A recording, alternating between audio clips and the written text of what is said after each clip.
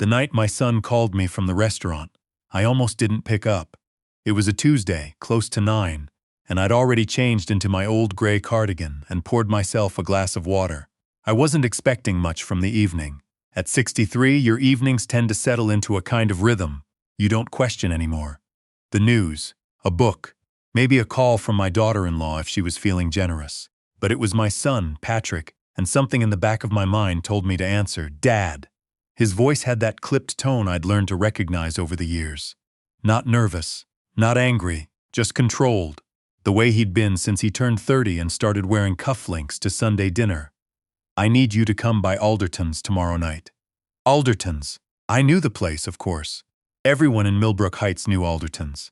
It was one of those restaurants that didn't list prices on the menu, because if you needed to ask, you probably shouldn't be there. Patrick had been the general manager for 2 years, and he talked about it the way some men talk about their firstborn, with pride that had a hard edge underneath it. "Your birthday's not for another 3 weeks," I said. "It's not about my birthday. Sylvia and I want to take you to dinner." A pause. "Just dress nicely, Dad. Okay? It's a formal place." I should have paid more attention to that pause. I'd raised Patrick alone after his mother Joanne passed from ovarian cancer when he was 11. We didn't have much. I worked in building maintenance for the county for 31 years, fixed HVAC units and leaky faucets in government buildings across 3 counties. We lived in a split level on Carpenter Road that needed new gutters every other fall. Patrick wore hand-me-down sneakers until he was 15 and never once complained, which I respected. What I didn't anticipate was what that background would do to a man once he got money. Some people who grow up without much become generous when they get it. Others become afraid of it in a way that makes them cruel without knowing it. Patrick became the second kind. I arrived at Alderton's at 7:15 the next evening. I wore my navy blazer, the one I'd bought for my nephew's wedding 4 years back, my good khakis, my brown leather shoes that I'd polished that afternoon. I felt decent. I felt like a father who was going to dinner with his son. The host at the door was a young woman with her hair pulled back so tight it looked painful. She smiled at me with the kind of smile that doesn't involve the eyes. "Name?" she said. "Whitfield. I'm meeting my son, Patrick Whitfield. He's the general manager here." Something shifted behind her expression. I can't tell you exactly what, only that it shifted. "Of course," she said, and led me through the main dining room. Alderton's was the kind of place that made you feel like you were in a painting. Low amber lighting, white tablecloths so starched they looked sculpted, flowers on every table that probably cost more per arrangement than my weekly grocery bill. The other diners were the sort you'd expect. Women in jewelry that didn't move when they moved. Men in suits that fit the way suits only fit when someone else picks them out for you. Patrick and Sylvia were at a corner table near the window. Patrick stood when he saw me, which he always did, and I'll give him that. But I noticed how his eyes moved over me. A quick scan. The blazer, the khakis, something tightened in his jaw. Sylvia kissed my cheek. She smelled like something expensive and distant. "Walter," she said, which was what she called me. Not Dad, not even Mr. Whitfield. Just Walter, like I was a colleague. We sat down. The waiter came and introduced himself and recited the evening's specials with the kind of gravity usually reserved for last rites. I ordered the salmon. Sylvia ordered something with a French name I didn't catch. Patrick ordered the Wagyu, which I later looked up and found costs $40 more than my electricity bill. It was during the salad course that things began to go wrong. An older couple had been seated 2 tables over, and I noticed them because they reminded me of my neighbors, the Hendersons, who'd retired and moved to Florida the year before. The woman wore a blue dress. The man had on a regular suit, nothing fancy, and shoes that were clean but not polished the way the other men's shoes in that room were polished. I saw Patrick notice them too. He excused himself from the table, quietly, professionally, and I watched him cross the room to where his front-of-house manager, a sharp-faced young man named, I would learn later, Brennan, was standing near the service station. Patrick leaned in, said something low. Brennan nodded once and moved toward the older couple's table. I watched the older man's face change as Brennan spoke to him. I watched his wife set down her water glass. I watched them both stand up quietly the way people do when they've been made to feel they have no other choice and follow Brennan back toward the front door. Patrick returned to our table and picked up his fork. What was that? I said. What was what? Those people, that couple. Sylvia looked at her salad. Patrick set his fork down. Dad, Alderton's has a certain standard. It's not personal. It's the brand. They were older folks in decent clothes having a quiet dinner. They were underdressed and they'd made a reservation under a name that didn't match the card they used. He said it the way people say things they've rehearsed. Smooth. Finished. We have a responsibility to our other guests. I looked at him for a long moment. My son, the boy who used to fall asleep on my shoulder watching baseball, who cried for 3 days after Joanne died, and let me hold him, even though he thought 11 was too old for that. The man sitting across from me now, cutting his $40 steak, explaining to me that some people didn't belong in certain rooms. Patrick, I said, that could have been your grandfather. He looked at me, the way adults look at children when they're trying to be patient. It's not the same situation, Dad. I didn't push it further that night. I ate my salmon. I said the things you say at dinner with your son and his wife. But something had settled into my chest during that meal that didn't leave when I drove home on Route 9, with the windows cracked and the November air coming in cold. Something had been clarified. I need to tell you something about myself before I go further, because it matters to the rest of this story. For 31 years, I worked maintenance for Millbrook County. I fixed things. That was my job, and I was good at it. What I never told Patrick, what I never told anyone, really, because it wasn't the kind of thing you advertise, was what I did with the money Joanne left behind. Joanne had been careful with money in a way I never fully understood until after she was gone. She had a life insurance policy I didn't know the full value of. She had a small inheritance from her father that she'd invested quietly, years before we met, in a managed fund she never talked about much. When she died and the lawyers sorted everything, and I signed what needed signing, I found out that my wife, who clipped grocery coupons and bought our shoes at Payless, had left me close to $400,000. I didn't touch most of it. I kept working. I kept living in the split level on Carpenter Road. I put Patrick through college with it, yes, and that was right and good, but the rest I left in the market, moving it around slowly over the years when I learned enough to do that carefully, reinvesting dividends, adding a little from my paycheck every month when I could. I'm not a financial genius. I'm a man who read books and was patient and didn't make dramatic decisions. By the time I sat across from my son at Alderton's that November evening, I had just over $2 million sitting in accounts he didn't know existed. I'm not telling you this to brag. I'm telling you because it's what made everything that came after possible, and because it explains why what Patrick did the following month hit me the way it did. My 64th birthday fell on a Saturday in December. Patrick called that morning, which I appreciated. We talked for maybe 8 minutes. He and Sylvia had made plans, he said. Something had come up with a vendor issue at the restaurant. He was sorry. We'd celebrate soon.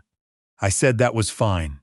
I put the phone down and sat for a while in the kitchen, in the chair by the window where I used to sit with my morning coffee when Patrick was in school, watching the bus come down the hill. The December light was thin and gray. The neighbor's dog was barking at something in the yard next door. It wasn't the birthday dinner I was upset about. I'm 64. I don't need a party. It was the accumulation, the way my son had looked at me in that restaurant, the way Sylvia said my name, the couple he'd had quietly removed, the 8-minute birthday call. I called my brother-in-law, Ray, Joanne's younger brother, who still lived over in Haverford, and who had been for 20 years the person I talked to when I needed to think out loud. "What are you going to do?" he said, after I'd laid it all out. "I'm going to go to his restaurant," I said, "for dinner, by myself." Ray was quiet for a moment. "And? I made a reservation last week," I said, "under a different name. I've been in contact with the ownership group." Another silence. "Walter, you're not telling me." "Joanne's brother worked at Kellner Hayes for 20 years, I said, "the private equity firm that owns 60% of Alderton's parent company. I know you know people there, Ray. I introduced you to Gil Harmon at your anniversary dinner 7 years ago. I've stayed in touch with Gil." Ray exhaled slowly. I could hear him settle into his chair. "Walter," he said for the 3rd time, and then he laughed, a short quiet laugh. "Okay, tell me what you need." What I needed was simple, not cruel. I want to be clear about that, because I've thought about it many times since, lying awake in the split level on Carpenter Road, going over the line between justice and something uglier. I didn't want to destroy my son. I wanted him to see something. I called Gil Harmon on a Monday morning. Gil was a measured man, the kind who listens to everything before he responds. I explained the situation in general terms, not as a father, not emotionally, but as an investor and longtime associate of the firm's network. I told him I'd like to visit Alderton's for an evaluation dinner, and that I'd prefer it not be announced to the staff in advance. Gil understood what I was asking. We've actually had a few concerns raised about that location's management culture, he said. A quiet visit might be useful for everyone. I said I thought so too. I went on a Friday night, 3 weeks after my birthday. I wore my navy blazer again. Same khakis, same shoes. I wanted it to be exactly the same as the last time Patrick had looked me over across a white tablecloth. The host at the door was a different young woman this time, equally polished. I gave the name I'd reserved under. I'd use my middle name, Edwin, and Joanne's maiden name, Chambers. Edwin Chambers. A small thing, not dishonest, just private. I was seated at a table near the center of the room, and I ordered methodically. A starter, an entree, a glass of the Napa Cabernet I'd been curious about. I wasn't there to be difficult. I was there to watch. I watched for about 40 minutes before Patrick came out of the kitchen corridor. He was doing what managers do, moving through the room, checking in with the staff, stopping briefly at tables where he was recognized. He was good at it, I'll admit. He had the ease of someone who belonged in that room, or had convinced himself he did, which might be the same thing. It was when he reached the service station near the back that he saw me. I watched it happen in his face. Recognition first, then confusion, then something that moved through his eyes very quickly and settled into the controlled expression he'd been wearing when he called me on that Tuesday night. He came to my table. "Dad," he said it quietly. "What are you doing here?" "Having dinner," I said. "Sit down, Patrick." He didn't sit. His eyes moved to the other tables, a reflex. "You made a reservation under a different name." "I made a reservation," I said. "The name was mine. This isn't." He stopped, started again. "Is this about the birthday dinner?" Because I explained. "Sit down." He sat. I set down my wine glass. "I want to tell you something, and I need you to listen without your manager face on. Can you do that?" He didn't say anything. "When your mother died," I said, "you were 11 years old. I didn't know how to grieve and also be your father at the same time. I don't know if I did it right. I probably didn't. But I showed up every day, and I hope that counted for something." Patrick looked at the tablecloth. "I worked maintenance for 31 years, I said. I fixed broken things. I wore a county uniform. I drove a truck that needed the transmission looked at every 18 months, and I never once felt like that made me less than the people whose buildings I worked in. I want to understand when you started thinking it did." He was quiet for a long time. The restaurant noise moved around us. Silverware, low voices, a woman laughing 2 tables over. "It's not that," he said finally. "Then tell me what it is."